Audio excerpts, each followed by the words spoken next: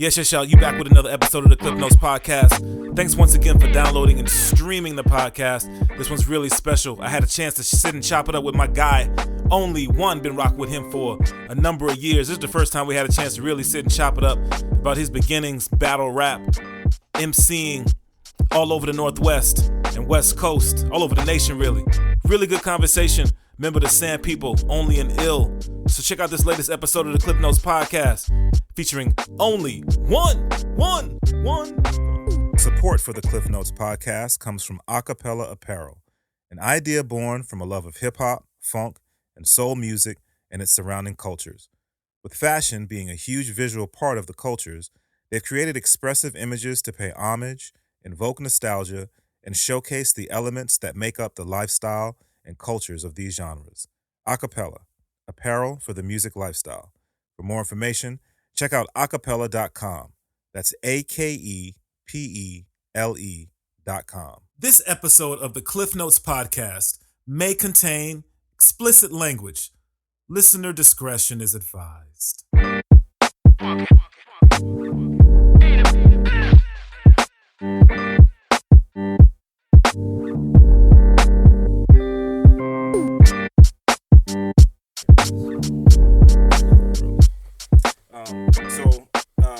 We're just gonna jump in right quick.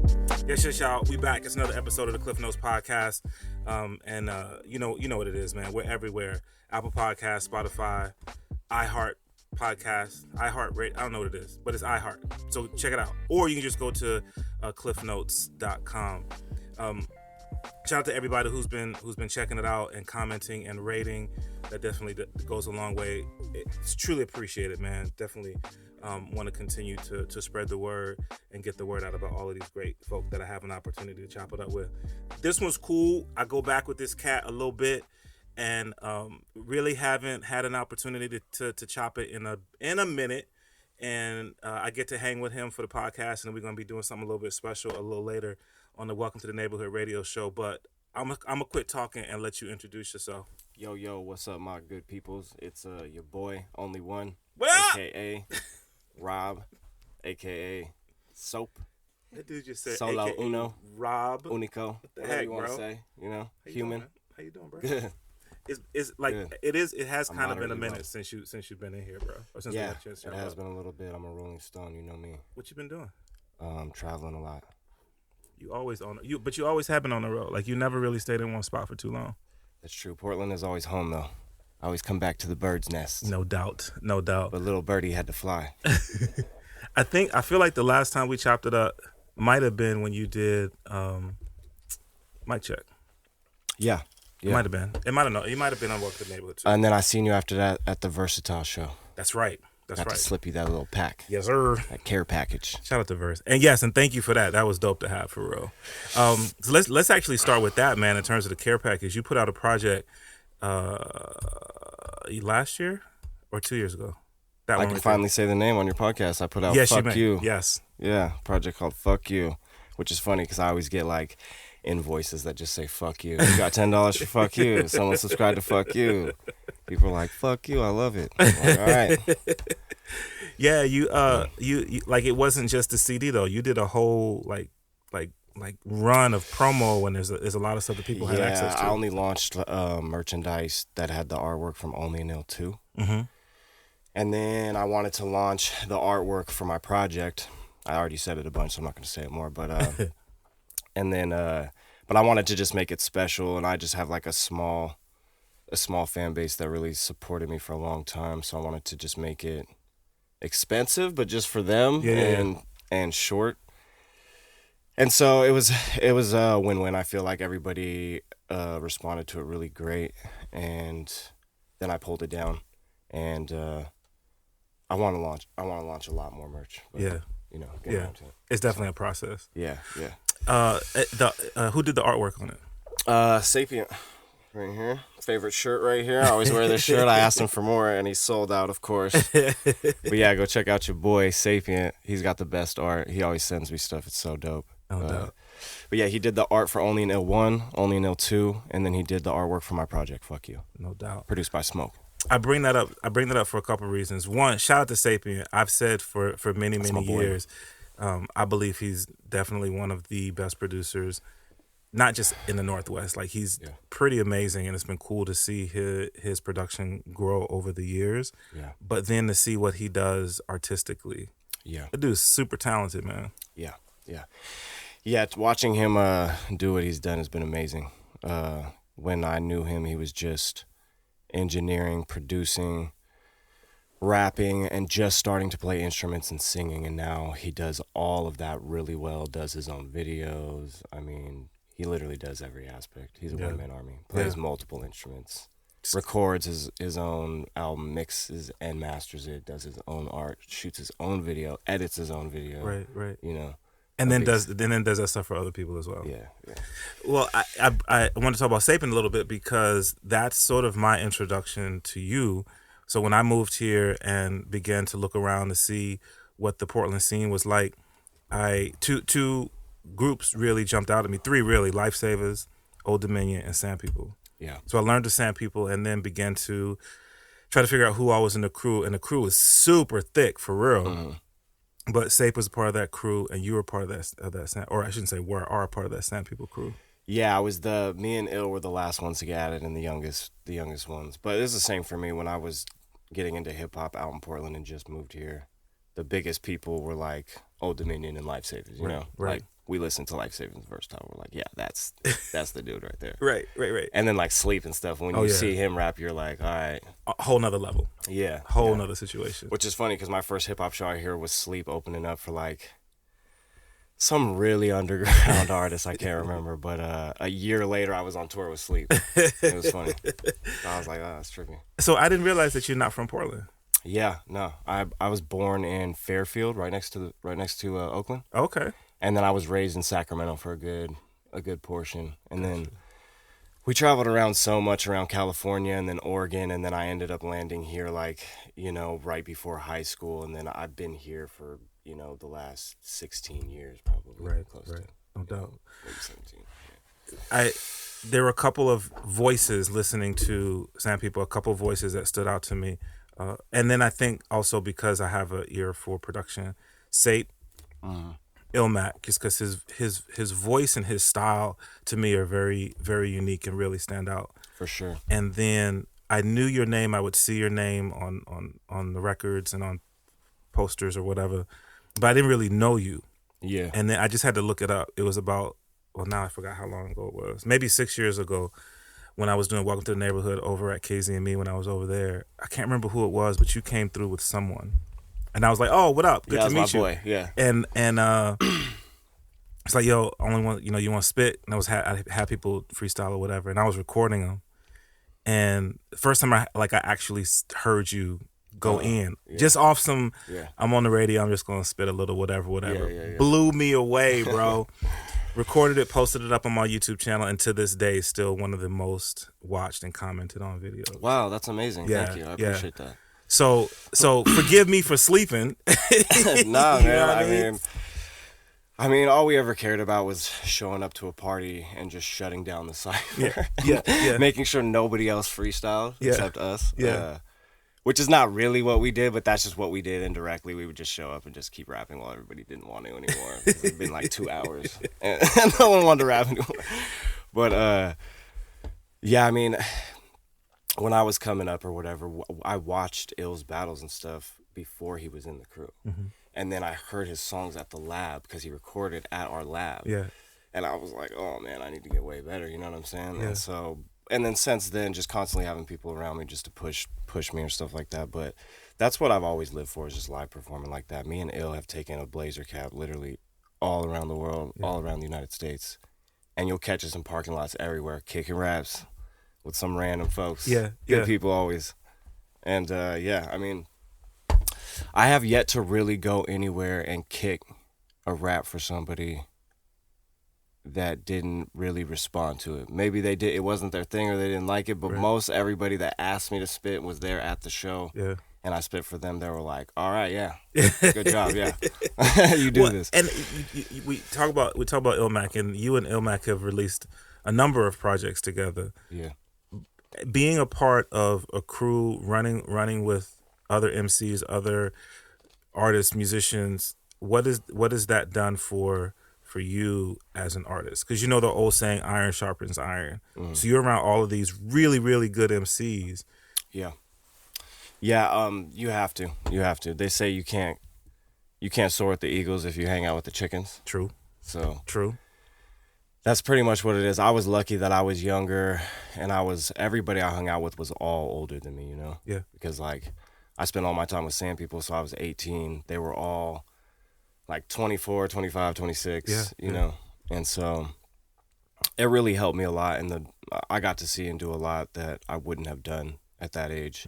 Just because I was only focused on getting better at rapping and writing. Yeah. And I wasn't spending any involvement really in the business, and it was only because of them that I even learned how to do distribution, or even what that was, or even what a consignment was, or even what counting bars was. I wrote my raps at first and didn't know what it was. He's rapping. He's rapping. Yeah, exactly.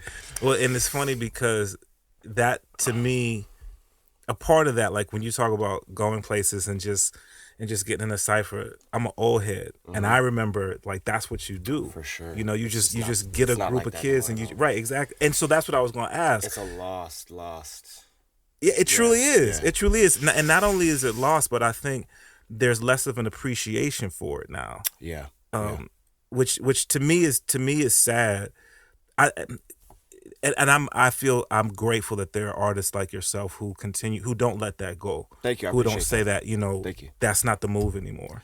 Yeah, I'm definitely trying to staying true to my roots is important, but I'm never going to hold myself back from growing or being different or I'll write a song about whatever. And if that's a song about Baby Shark, then that's what I'll do. If it's a song about killing somebody, then that's what I'm going to do. It's just my song. So Right. But I mean, at the end of the day, I am trying to feel like a niche I feel like isn't there anymore, maybe too much. And I hear a lot of people complain about certain aspects of like rap or hip hop nowadays. So I'm just like, okay, well, I'm here, Yeah. That's my only response really to people that complain, because I like a lot of the new school and I like a lot of mainstream rap, and I hear a lot of people that are still in the underground right now that are really good. Yeah. But I also have the privilege of like going around the United States and meeting people that are really talented, and I know quite a few other people that are just as unfamous as I am that just make me feel so jealous when I hear what they do. And I feel like they probably are going to be famous one day. Yeah. So, I guess, we'll see. But yeah, I mean, having people around you and having people push you and just wanting to get better, that's the only thing I feel like that ever really got people really successful. I mean, some people really just do have natural God-given talent, and there's always going to be some kind of luck aspect too, But I don't know, it would be nice to see people ciphering again or freestyling again. I know that kids do it out there and stuff a lot too. But it's weird how the wave changes. You see waves just change, and I guess that's just a part of the art growing, or people just becoming smarter, more aware with it maybe too. Yeah. It's probably a good and a bad thing in some ways. Yeah. I remember there was a time where we would say we don't want to talk about subgenres, right? And sometimes that was looked at as, they're trying to create division in rap. But now I feel like, no, I think we do have to talk about subgenres, because I think there is a value to that. Absolutely. So that you can say, yes, this is true freestyle versus true written versus true just turn up. Yeah. And I think that actually now I look at it as something that will make, maybe not even make the art stronger, but continue to foster the artistic portion of rap. Yeah, I think if people were to understand probably more of how music is actually really made, they would probably respect truer freestyle a lot more, and people would maybe go for that a lot more. Yeah. I think it gets tricky, because a lot of artists that are in my position that may be talented or feel that they're super talented and aren't making a whole lot of money, and see people that maybe are doing something more effortless, and they get it confused with, okay, like working hard is supposed to get you what you put in or whatever, right? Right. So, but on the same hand, there's room for it all, and it all has to coexist, right? Yes. So like there has to be somebody that does like what Future does, and there has to be somebody like that does like what Kendrick does, or even like what sleep does. Right. Or, Right. Absolutely. I think it all has to coexist, but it's hard when you have underground artists like me and they're like, oh, that's a freestyle on the radio, but oh, so that's on a real freestyle. And it kind of makes it seem like you're judging it now, like, no, there's no merit to it, or it's not talented, or you call it, and then a lot of people are really harsh too. The internet is like, it's easy for people to say something they wouldn't say behind that screen, person. Bro. I can say anything, right? Yeah, well, in person, people would be like, Mr. Kendrick Lamar, I love your music. And online, they'd be like, oh, this music's trash. Right. Whoop-de-whoop, whatever, So yeah, I understand to be how you are behind closed doors is how you should be in person, but obviously that's not going to be everybody. It's not a perfect world. And also the internet is like, as much as like there's a lot of trolling or whatever, I understand the internet and I know like that's the place for the conversation, and whether the conversation is going to be like super trolly or whatever, that's where the conversation's going on, and I encourage it because like that's the great debate, and you guys can go. I'm putting out my art for you guys to go ahead and do that, massacre it or sacrifice it or burn it or celebrate it or whatever. So with that, so a couple things to consider. One, I think that you have, when I look at the music that you've put out, I think that you have it's always come across that way to me, where I'm putting it out there, say what you will. To a certain degree, it doesn't matter to me because I know I'm nice. So have at it. Good. I'm glad that's your perception of it. The other piece, though, that I've really, I would say, admired is you can put out a record like F You, which and people may look at it as being they did. Yeah. Just sort of but there's so much depth to the music that you make when you really sit and listen to it. Thank you. And I wonder if that's on purpose for you when you think about going through the process of going into the studio and record. Yeah, I think our strengths are always our weaknesses, right? So it's like the fact that I'm stubborn enough to put out the album like that is why I'm good at writing the lyrics I write. But on the same hand, it probably has held me back from having maybe a few listeners, right? Mm-hmm. So, and then that's the sacrifice you make when you put out your art, but if you're as self-aware as I am and as self-conscious of your art as I am, you're okay with that. Yeah. Because I'm not rich off of it. Right. So if I'm not doing it for, to put out what I want, then a huge part of it is lost. But it's also not just for me, but I would be lying if I said I ever made a song just for my fans, but there was a lot of beats that I chose on Fuck You that I can honestly say I was listening to the beat like, wow, this is a dope beat, switches up. I don't really feel like writing to it. I just want to write to some hardcore shit, just go off, and I'm like, but this beat's funky, and it switches up and does, and I'm like, okay, a lot of my fans responded to my concept songs a lot more in my past. I'm like, so. And they kind of liked more of these funky beats, and I'm like, and I do have a tendency to just kind of pick these darker beats. So maybe I should go with beats that aren't necessarily my first choice for this album, and also beats that challenge me writing wise. And so in that way, I kind of created songs on Fuck You for my fans, but still was like, it's always like looking at it like a challenge to me and how it's going to be creative for me. So. It's cool to hear that there. The story is told of a group who is uber successful, and the story is told, I don't know how much truth there is to it, that they go in the studio and sit with the beat and write to it, and the song is done, and they were done with a song in, I don't remember the exact time, but it was literally less than an hour. From like, okay, we're going to sit down, here's a beat, 3 MCs, we're all going to write to, okay, we're done in an hour. Yeah. And like uber successful group. Yeah. And I think that maybe that speaks a little bit to what you were talking about. I've made quite a bit of songs like that, to be fair. Have you really? Yeah, to be fair. Okay. Another thing I was going to say is Fuck You is an example of me making the album that I want to make with zero budget. Absolutely zero budget. And that's not to say that the album's not worth anything. Right. Because each beat on there is worth X amount. You'd have to quote Smoke M2D6 and you'll find out. You get a quote from Smoke and you'll find out how much each beat is worth. Yeah. And then the mixing and mastering and recording hours through Zeb, the best engineer in Portland, hands down. Ain't no doubt about it. Shout out to Zeb for real. He's been a guest on the podcast. That's my guy. That's right. Best engineer in Portland. If you're gonna pay for recording, or you should be paying for the engineer, really. Yeah. Because it doesn't matter what kind of mic or setup you have if somebody doesn't know how to use it, or if you don't know how to use it. Yeah.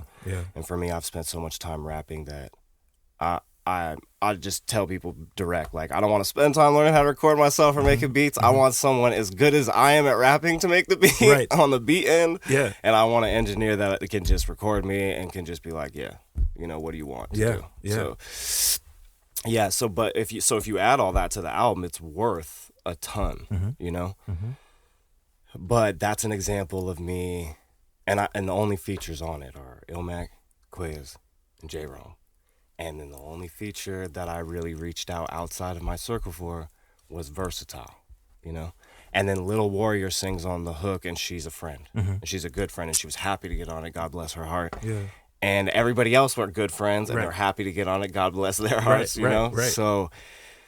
So I tell her all the time, it's like, that's like me making an album for free. So just imagine if I had like a Kanye budget or whatever, My album would be bananas. I promise you. It'd break levels. And that's the challenge of being an artist. Like, how do you do that? How do you access someone who sees your vision or who has the heart to help you, do that one project? Yeah, people will go about it in all kinds of different ways. So what's going to work for me isn't necessarily going to work for the next guy, you know? And I had the fortune of getting in the scene a long time ago when I was young and paying my dues on that end, doing shows, meeting people, networking people, having a good relationship with everybody I've met over 10 years in Portland. Never one person you hear has something bad to say about me. And you don't hear me say a whole lot of bad things about anybody else too. Yeah. Because I say it to their face if I say it. And then it's pretty much over after that because, So, and just being honest with yourself, honest with other people is huge. Yeah. Because if you're honest with yourself, your music is not going to be weak. Right. Right. And if your friends are honest with you, they're not going to let you put that out. Exactly. Either, Exactly. And also, if you grew up in the scene that we grew up, you couldn't be weak. Nowadays, I'm not going to say you can be weak or anything like that, but nowadays there's a lot more freedom for people to create just on their own, just in their room, doing whatever, right? And then there's a lot more freedom also for people, like, thinking wise. Like, people have learned you don't have to follow a template or a blueprint. You can literally just do whatever you want to do. Country, reggae, or on Fruity Loops at your house on an iPhone, you can do it. Absolutely. So I think there's like a mix of all that, but also people have, it's the same thing though behind that too. It's just art, and it makes you feel a certain way, and people either want to dance to it or put it on a soundtrack, or people want to think deeply to it, People probably don't want to think too deeply to rap nowadays. Well, I'm there. Unfortunately, that there's definitely a lot of truth to that. Yeah. You talked about when you were younger, the idea of just going into a situation, just spitting, and Illmac, like your running mate, really known for the battle rap scene. Yeah, he just battled this weekend. He might have battled tonight. I think it is tonight. He battled tonight. Yeah. He 3-0'd B Magic, I guarantee it. Yeah. Body. You is that an area that you aspire to jump into at that level? No. Yeah. No. Ill, even before I knew him, I looked up to him, like, just watching what he could do on stage battling people. He would embarrass people. Yeah. Freestyling. Yeah. He would stack his rhymes. He'd have this big vocabulary. He'd come there with a huge vocabulary, and then he'd have these pre-meds, and then he just was such a good critical thinker. He would just look people and analyze them, and he would come up with just good bars, and he would have enough good bars in between and enough vocabulary where it was embarrassing. He would go to battles, and his rounds, freestyling, would stand out of every single people. Illmaculate would stand out of 20 people freestyling. Yeah. Because the way he'd put it together, specifically with battling, where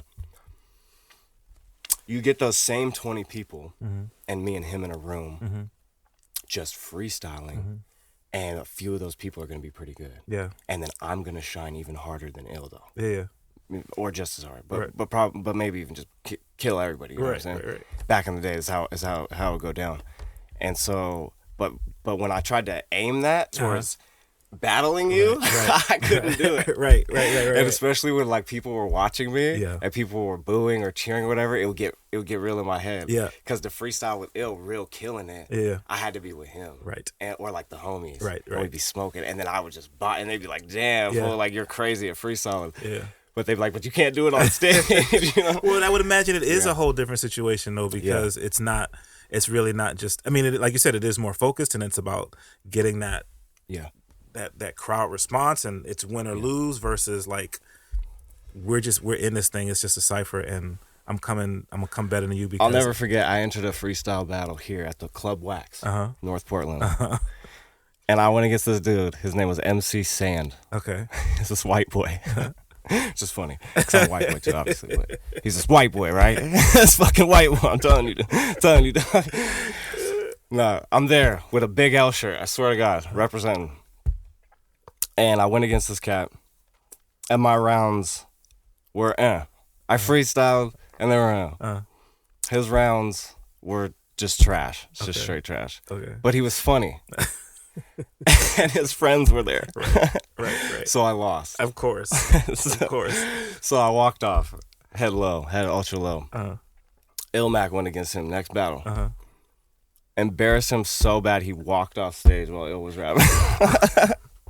And so Ill just kept clowning him. It's just so bad, bro. Yeah. That's so and bad. That was before I knew Ill, and I was just like, I'm never coming to a battle where Ill's at. Ever.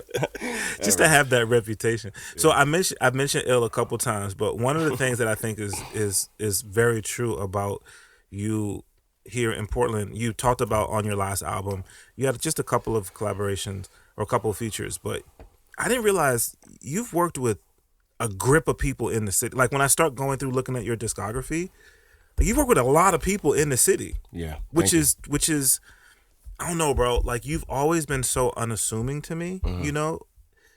So I'm gonna put your business out on the street a little bit. Let's do it.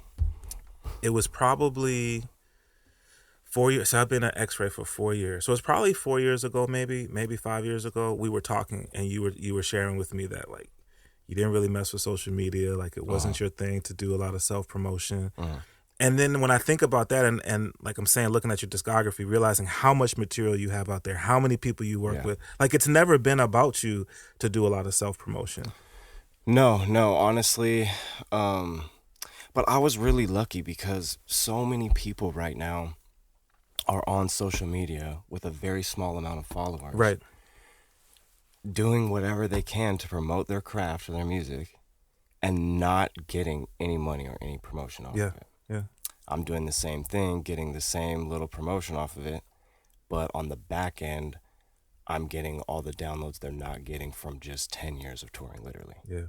And that was only when record sales were actually more relevant. Right. So even telling that to a kid now, it's irrelevant because he'd be like, oh, I got to go do that. I'd be like, no, probably not. Yeah. I'd be like, you probably got to get on YouTube, just work your YouTube. Yeah. Like, but I'm really lucky because we went to all those places, and me and Ill were psychological dudes. He reads more than people I know in prison. Yeah. You know what I'm saying? Yeah. And from the jump, we understood I understood hustling, and he understood psychology really well. So we were out there just on a different grind. Ill was out there just a pure artist, just wanted to be living his pure art, and I wanted to do the same. And while we were out there encountering fans, it was like this whole art thing for Ill, and for me it was like this whole like, okay, well there's two ways of going about it. Like you're either the governor that has like the billboard, or you're the guy who's going and like eating dinner with people and being like whatever, you know? Yeah. So I'm like, if I want to get my music out there, if these are the people that are receptive to it, then I just gotta like see what people are about, you know what I'm saying? Right. And just open myself up to where it's like, okay, there's no wall. Right. You know what I'm saying? Right.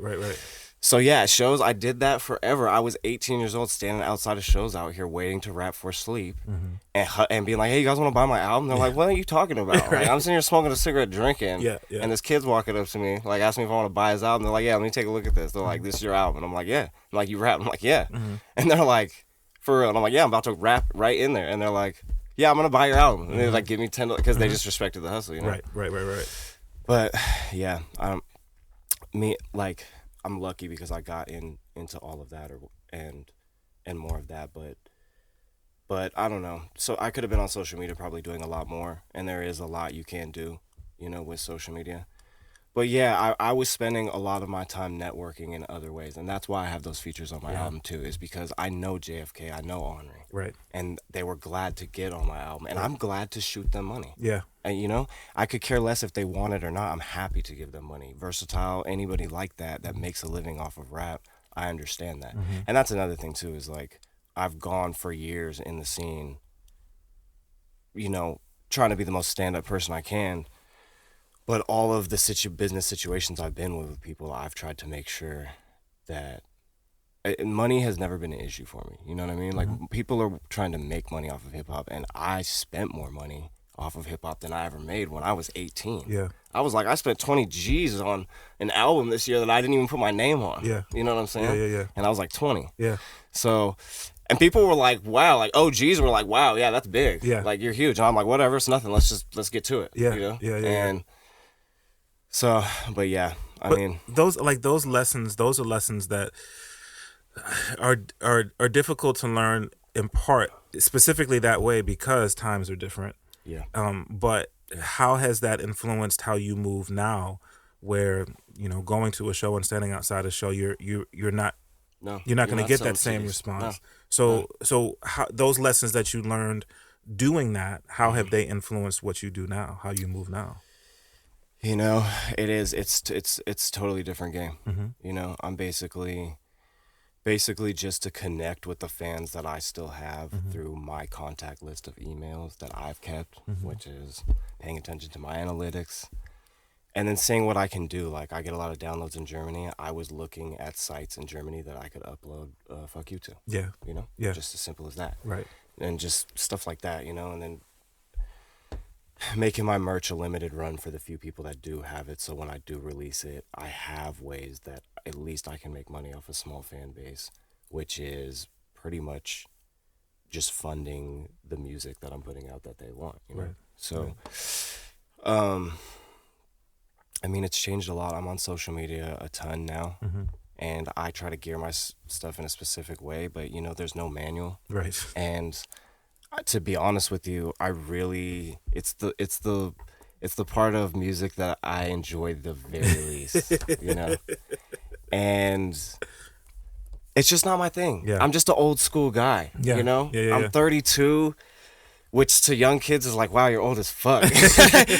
But to older guys, they're like, oh, shut the fuck up, you're young, you know? And I've always been an older soul like that, when older cats were like, yeah, you probably on blah, blah. I'm like, nah, I'm not on. So they're like, oh, that's why I'm hanging out with you and you're more OG. And so, and I always just, I thought so wild. When I was 18, I thought I had to drink Hennessy straight. And like, you know, and just, because I looked up to OGs that were like, you know, that were a lot more serious than I was.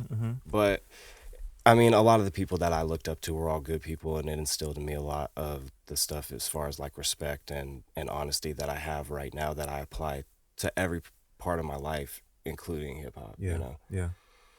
And I mean, I've been so lucky to do everything. And last year, me and Ill were just on that Slum Village tour. Yeah. You know? Yeah. And we cut it short or whatever because of funding, you know what I'm saying? So it's like, we're still grinding. Yeah. And it's still like a challenge and stuff, you know? But I just remember coming up, I always thought, okay, I'm probably not going to get money off of hip hop.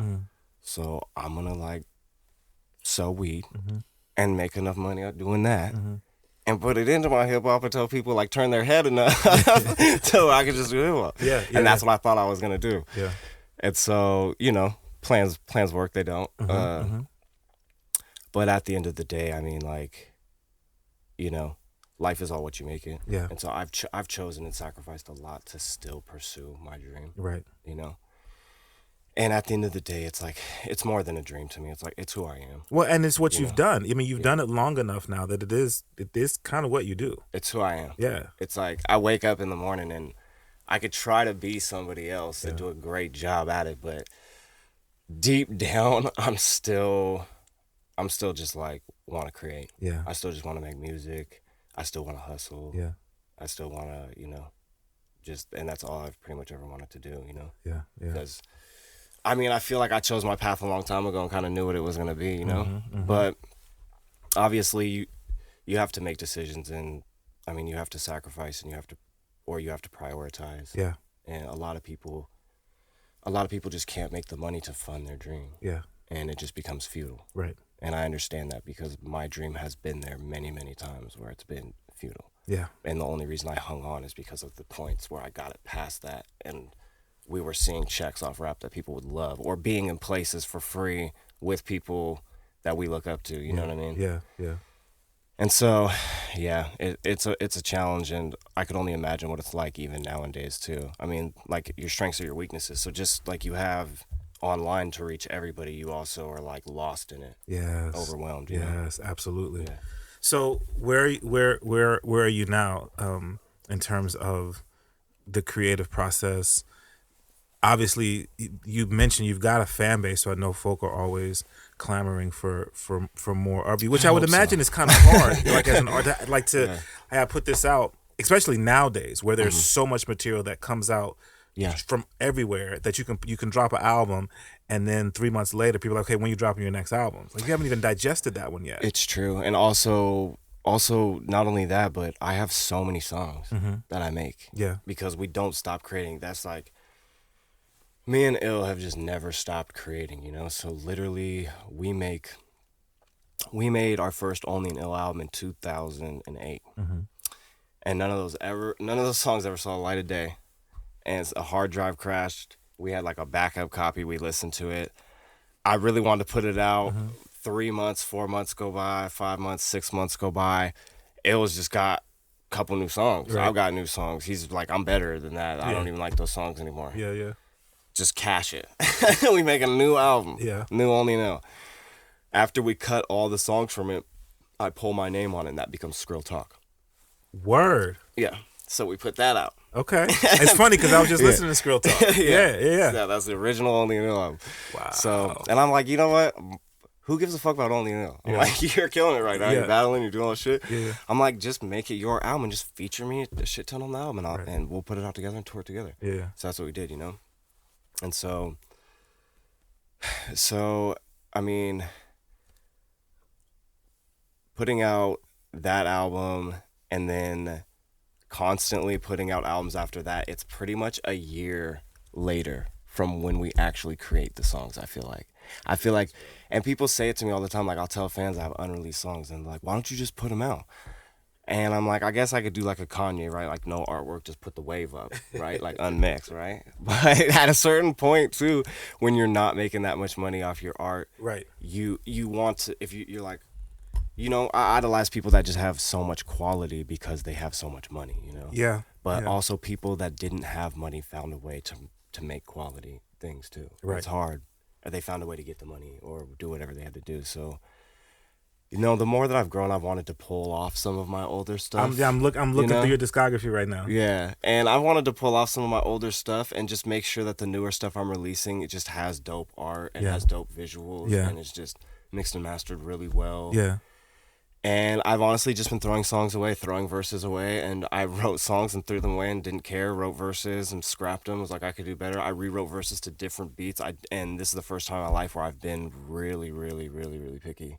And this 1,000 bars, I had like 300 something bars, and I just threw it away. I don't even care. I didn't even look at it again. It's somewhere, sitting somewhere. It's probably got some okay stuff in it, but you know what? This whole new set of bars I wrote just in one setting, boom, in chunks, day after day. Ridiculous, bro. Ridiculously talented. Chopping it with OnlyOne. So will Only an Ill be? Will it continue to be a thing? Only an Ill, like, will that continue to be a series of where you guys will come back to that concept?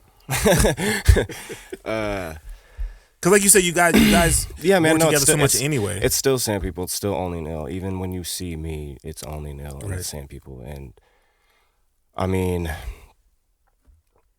Sandpeople is like a family, and I still look up to a lot of them as older brothers, but we haven't operated as a crew or put out music in a long time. Right. And there's also some stuff going on with some of the crew members I'm not going to speak on, but that's how it is. When you get to a point where it's so spread out, you're not operating as a crew. So I can't call that my crew anymore and haven't for a long time, Yeah. And as far as like Only and Ill, it's kind of like a group to us, and it's something that we've continued to revisit. And I asked if he wanted to make an Only and Ill 3, and he said he did. Word. So, and we're still communicating all the time, and I'm supposed to go to LA and get on the Raising the Bar segment with him. Word. And I mean, he's my brother for life. You know, nothing will ever change that. And I think that's obvious. I think when people look at your when they look at your careers, I think that you can't help but see. I thought everybody just had like a road dog and a best friend, and then I left and was like, oh yeah, like that's some pretty rare shit. Like, because we was rapping every day, every weekend for years and years and years, and then touring for years, and.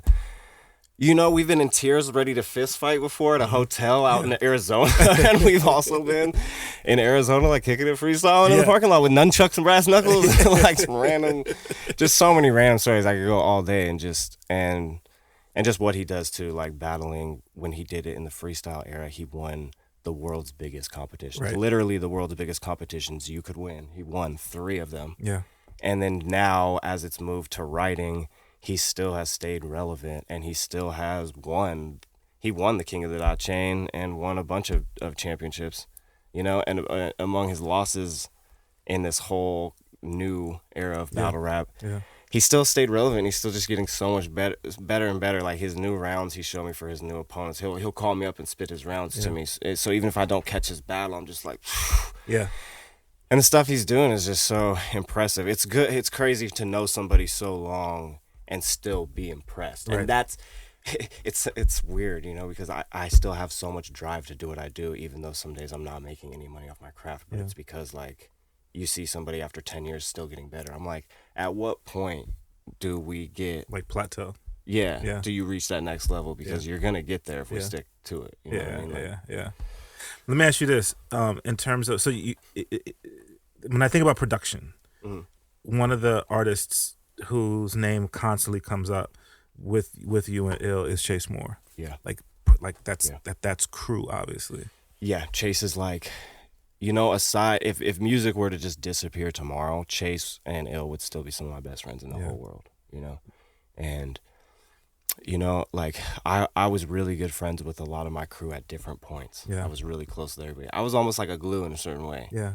And because I would hear crew members talk shit about other crew members. Yeah. And the other crew members talk shit about the other crew members, and I would constantly but I would be the cool one with everybody. And throughout friendships that have been close and have come and gone, I've still stayed like a brother to people like Sape and Ethic and Moby. Like I call them up and they're still just like family to me, and Gold. And with Ill, it's like still just like really close friends, even through whatever. And Chase is the same way. Like we've been so close with Chase for so long. We were visiting him in Sacramento every tour and a couple times a year. And he was making all our beats for free and recording us for free. And he was roommates with Hippie Sabotage. And we watched them make beats that ended up being on 50 Shades of Grey. And just watched them like blow up.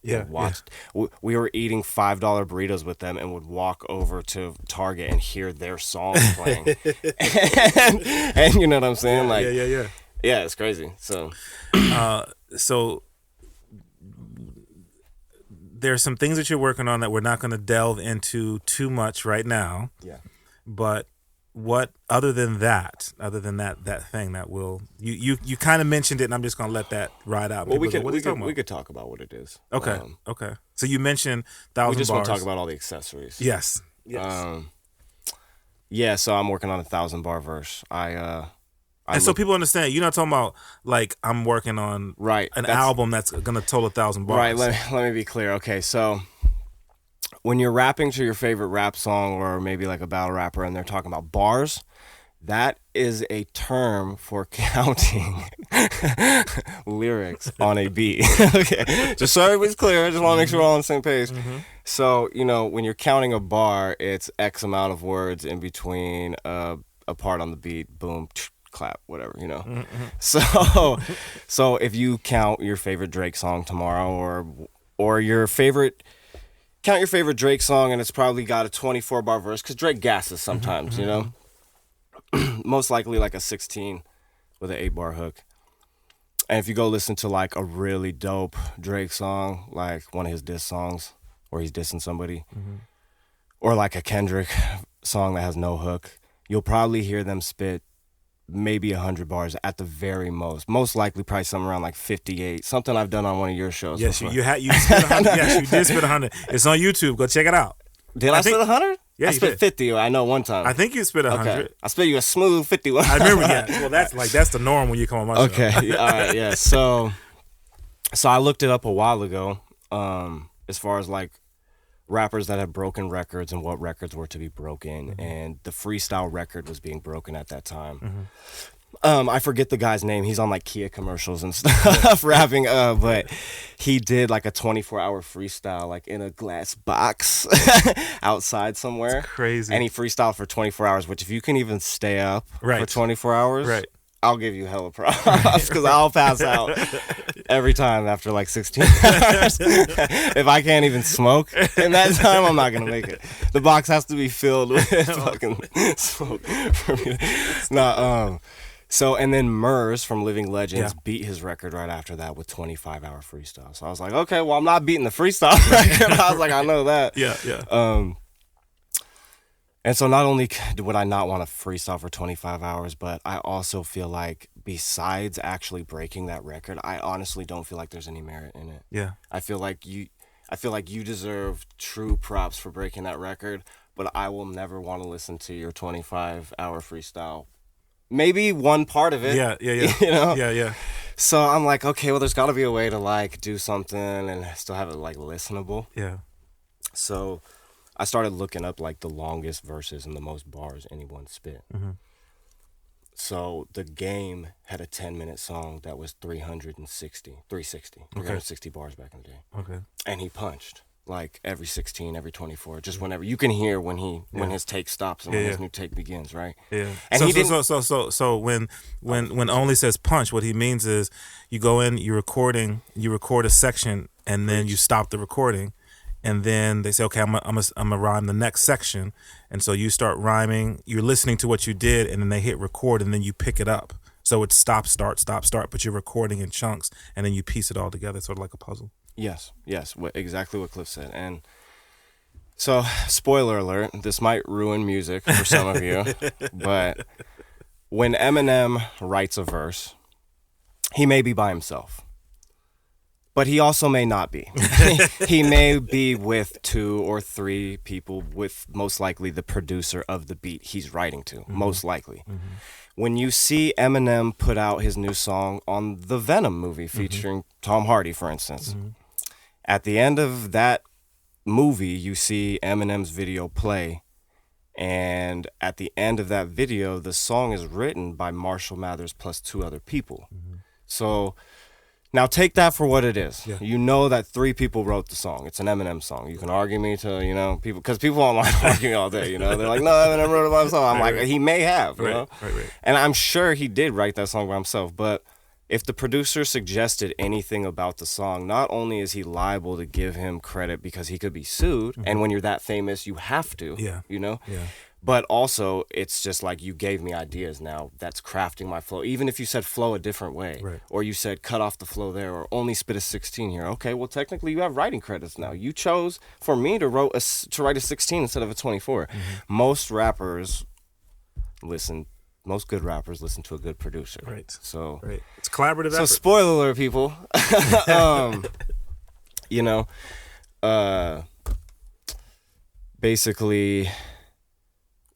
Basically, I forgot the point we were making with that. What you're working on right now?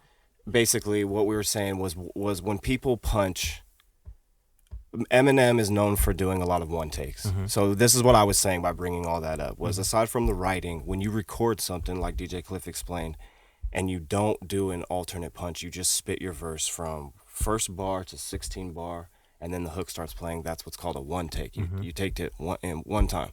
Jay-Z says he does one take first try. He steps in there, spits it one time, have his mic right, have his lights down, and spits it one time. So, but depending on, if you were in the booth, you would see who's really one taking it and who's not. And some people are very vocal about it and can tell you that they did, and you probably, can believe them. You know what I'm saying? And then all the freestyles you see with people on the radio, you can see that they're spitting the verse. So Lil Wayne, for instance, he's done a lot of songs where he literally punched every bar for bar. And you can't tell because he picks his flow up so well. Yeah. And he just wanted to have all that breath for every bar. And the way he does his punchlines, you could tell, like, oh, you're hitting every punchline, just crazy, you know? And I've done a lot of songs like that too. So what Sleep told me when I first started rapping, because Sleep is the fastest rapper in the world. He'll out-rap anybody except Twista or like maybe on his best day. Yeah. And Sleep was like, look, I punch a lot. Punch every 2 bars, whatever. It doesn't matter as long as the song is good, but you have to be able to spit it live. And that's the key. That's absolutely the key. Yeah. So I've always gone by those rules. As long as I can spit it live, I'll punch it however I want. Yeah. But for this, I started looking up verses and who has one take the longest verse. So for instance, The Game did a 10-minute song that was 360 bars, and you could hear where he punched in, where he left off and picked up. And he didn't do it in one take and didn't vocalize it was a one-take verse. It was only supposed to be magnificent for the fact it was 360 bars. And at that time it was. It was crazy. Before that, Cannabis had songs that were like 100 bars. Poet Laureate, more than 100 bars, which a lot of people wrote blogs about and was really crazy, was really revered for those songs just for how much material was in them, Yeah. So Lil Wayne has a song called 10,000 Bars, but it's like 2 minutes and 50 seconds. So I didn't count the bars, but I know that's not 10,000. So and then Cannabis released a 1,000-bar infinity rap, which is recorded in 200-bar increments, and they're released in files where you can match them up how you want to. That's crazy. So it wasn't released like as a song. Right. So I thought, okay, well, if people have only one taked, 100 bars, 200 bars, 300 bars at the most, because then I watched that Black Thought. And Black Thought spits for like 10 minutes straight, solid. Right.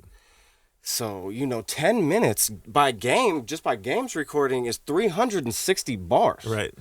So Black Thought, the oldest MCs in the game, still one taking 360 bars. Every bar fire too. Right. I was impressed with every single bar. Absolutely. So, if you're gonna spit, and that's my thing too, is I want to spit 1,000 bars and don't want none of it to be filler. Where if you need to pause it and go ahead and go back to work or whatever, go ahead and catch it the next day. Right. It's gonna be 20 between 25 and 28 minutes long, which is about the length of my last album. Yeah. So you can skip through, parts of it like their songs and just pick up where you left off. And then the beat is gonna switch up, whereas Black Thought did 10 minutes on the same beat. Yeah. Well, to me, that when you share that with me, that's one of the things that I thought about. Like I mentioned earlier in the conversation, I've always been impressed with material. I mean, obviously, you put out some material. I'm rapping just because I'm rapping. Thank you. But you put out stuff that makes you think. You put out stuff where you're calling out situations and bringing light to things that we should all pay attention to. Yeah. So when you say, I'm gonna spit 1,000 bars, I'm curious to hear it because for me, I'm gonna speak for myself. You've set the bar a certain level. You know what I'm saying? Thank you. So when you talk about doing something, like, I know what you can do. So you can't come if you come with anything less than that. I really feel like art is a real reflection in a lot of ways of who you are, because when I was younger and hadn't gone through the life experiences and didn't know as much about music, I was very judgmental. Yeah. And I was very conceited. Yeah. Which we do when we're young. Absolutely.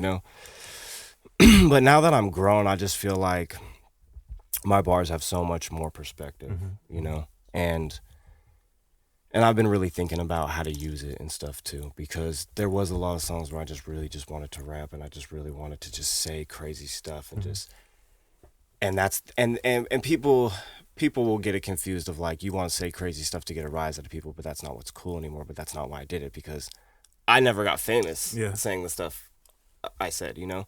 A lot of people like Macklemore and stuff told me to tone it down. They're like, hey, I like your shit, but and like, look at where he's at. He did dance music and other stuff that got him.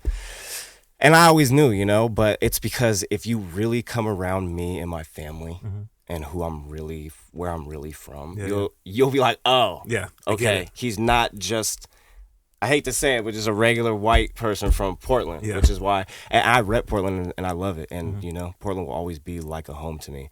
And I'm the biggest nerd in the world too, to be honest. Like I spend all my time reading and writing and drawing and rapping and playing video games now, you know what I'm saying? Yeah. But, you know, where I'm from and the people that I was with, it was always, I always wanted to, I always just loved the hardcore hip hop and just the street stuff too. And I knew I couldn't make gangster rap music, but I was like, well, I could just do what I could do though. I could make my part, you know? But the more I've made music and just grown with it and just really delved into my own art and others, you know, for so long I've wanted to make more musical projects and have like live bands and stuff, you know. People are always like, you know, why don't you have a live band and stuff? I'm like, yeah, I would love one, you know, like, like, But part of that is just growing up too. I mean, you just have, like you said, having life experiences, being exposed to things differently, just being thankful and stuff too. You know, because I've like, I already make great projects, you know, with no budget, with people that, you know, are worth so much, you know, and I get so much love for those people because of the times that I was on financially and did nothing but support their art. Right. And then not only that, but they believe in me artistically, and I truly believe in them artistically. Okay. You know, when I told them I thought they were talented, you know, I wasn't lying, and it's the same. So yeah. That's what's up. That's what's up. OnlyOne. Bruh, so I am a fan. I'm a fan of you. To keep it 100, bruh, probably more as a human being than even as an artist. You've always been so... feelings mutual, Klyph. Yeah, I mean, I feel like that's our relationship. You know what I mean? So it's bigger than music, and I celebrate the successes that you've had, but even more so just the way you carry yourself as a human being. Thank you, man. Thank you. I really appreciate what you do, and I'm never gonna like downplay what anybody does. If I think somebody's great, I'm gonna celebrate your greatness. While you're here in front of me. Give me my flowers while I'm allowed to smell them. For real. And honestly, I mean, I couldn't imagine the Portland scene, honestly, without you or OG1 or Star Child, or I really couldn't, or Lifesavers or Old Dominion. It's huge, I really couldn't. Nah, I appreciate that, man. All glory to God. You know, I'm grateful to have the platforms that I have to share with people like yourself, and appreciate you coming through. And because, like I said, we haven't had the opportunity to have this extended conversation, and obviously, there's gonna have to be a part 2 because there's so much more to your story. But I'm down. It's cool to have this. The music is just gonna keep growing and stuff. You know, the music is getting a lot more grown. It's gonna continue to get more musical, more grown. And you ever want to have me on the podcast again, I'd be honored. Of course, bro. Of course. So now that you are active on social media, if people want to connect with you, how do they do that? You can find all my music under The Real OnlyOne, all spelled out, one word. On any of the platforms, any of the social media, it's all under The Real OnlyOne. So that's what's up. And you got the website? What's up? The website? Yeah, therealonlyone.com. It's up there, and through there we got the merchandise. You can just click on there. It will take you to Shopify. We got artwork from Only an Ill 2 up, and I have some things from my album Fuck You, and Fuck You's still out there for sale. That's what's up. Everywhere. I just put it out recently. It's been just a little over a year. It's getting close to a year since I've put it out. Yeah. It's getting close to a year. It hasn't even been a year yet. So. I was going to say, I thought it was just under a year. A little bit under, yeah. Yeah, so it hasn't even been a year yet since I pushed that. Now I'm working on this 1,000-bar one take, so it'll be the longest one take ever done, according to my knowledge. That's right. So check him out, my guy. Appreciate you, bro. We about to go down the hallway and get into Welcome to the Neighborhood. Really looking forward to what you're gonna do there. Thank you so much, man. All right, y'all. Peace, love. Absolutely. Yes, y'all. So that's it, man. It's another episode of the Klyph Notes podcast. Remember, it's available everywhere you listen to your podcast: Apple Podcasts, Google Podcasts, Spotify, or you can go to klyphnotes.com and check it out there. A couple shout outs I got to give. Big ups to X-Ray FM for continuing to be gracious hosts for the recording of the Klyph Notes podcast. Truly appreciate their giving spirit, giving heart. Big ups to Acapella Apparel for their support of the Klyph Notes podcast. Check them out, man. Acapella Apparel. It's clothing and music matched in the way that it should be, man. But you check out the website acapella.com. It's AKEPELE.com. We into the warmer months here, and they definitely got some dope gear for you to check out, so do that. And then last but definitely not least, big ups to my guy Theory Has It for doing the official theme song for the Klyph Notes podcast. Yeah, man, that's it. Until we have an opportunity to do this again, y'all be blessed. Peace.